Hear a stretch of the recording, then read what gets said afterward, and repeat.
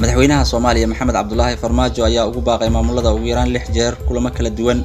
laga soo bilaabo 3 Janaayo 9 Febraayo 15 ilaa 16 Febraayo 4 Maarso ilaa 22 Maarso shirarkaasi ayaa muhiim u ahaa doorashooyinka Soomaaliya laakiin ilaa hadda aad ayay uga cagajidayaan madaxda maamulada Jubbaland iyo Puntland maanta kale inaan wax la qarin baa la qabaaye laba state baan ku joognaa xataa state-yadii waa la kala dhantaalay waa kala la kala qaybiyay meel xun bay maraysaa marka xaqiiqdu maxaa yeelay ummadu waxay ku nooshahay waa sharci iyo kala dambeyn iyo dastuur haddii la ixtiraam waayo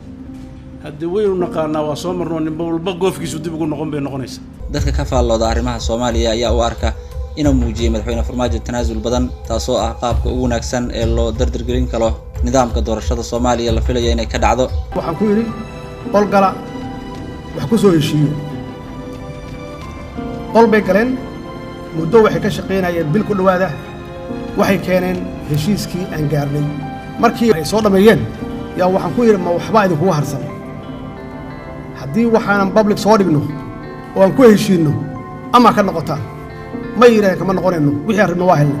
waa tanaasul kale iyada naftigeeda oo aan sameeyay shirka cusub ee uu ku baaqay madaxweyne Farmaajo ayaa la filayaa inuu ka dhaco Muqdisho laakiin su'aashu waxay tahay madiidi doonaan hogaamiyaasha Puntland iyo Jubbaland kuwaasoo daaha gadaashiisa looga arrimiyo shuruud cusub may keeni doonaan mise sidii caadada u ahayd ayay qaadi doonaan dhabihii hore ee lagu yiqiinay maxay tahay sababta ka dambaysa inay mar walba diidaan kulan kasta uu madaxweyne Farmaajo ugu baaqo madaxda Puntland iyo Jubbaland maxayse tahay sababta ay heshiiskii 17 Sebtembar oo ay saxiixeen wali u beeninayaan ogana cagajidayaan iyagoo door bidaya in dib loogu laabto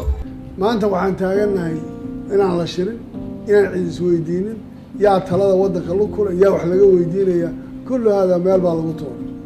maxaa ka dhigay Kenya meel Soomaaliya looga arrimiyo sida ay qabaan siyaasiyiinta maamulada qaar iyadoo xaaladda cakiran ee muranka badda uu meel xun oo xasaasi ah marayo runtii dawladda Soomaaliya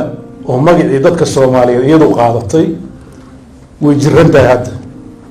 30 sano bugtaa maamulkii dawladeed oo hore oo dadka Soomaaliyeed ee inta kala degan ama Kenya degan ama Ethiopia degan ama Djibouti degan meesha qablada oo ah oo ay ka sugu jireen badbaadada waxay ahaan jirtay ee dawladda Soomaaliya hadda way burbursan tahay waxaan qabaa meesha kaliya oo Soomaalida regionkaas ku dhaqan dib looga yagleeli karo laga toosin karo waa dalka Kenya saasiya Soomaaliya waxay qaaday dariiq cusub oo hor leh kaasoo u muuqda in laga gudbay nidaamkii wax loogu yeeri jiray waxayna ka tashatay danaheeda halka dawladihii shisheeye ee mar walba soo dhexgali jiray meesha laga saaray